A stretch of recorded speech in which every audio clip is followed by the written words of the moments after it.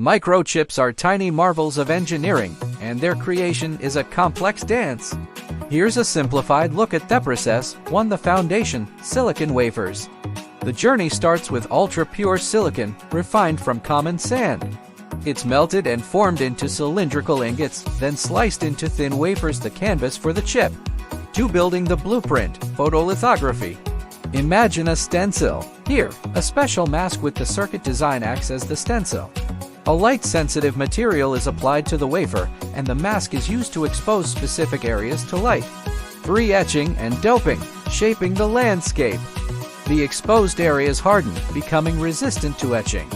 Chemicals or hot gases remove the unexposed areas, carving tiny trenches and creating the basic chip features.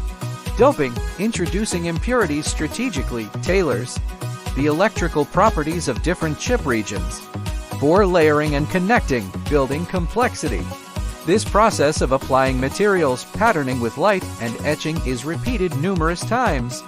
Each layer adds more functionality, like transistors and interconnects.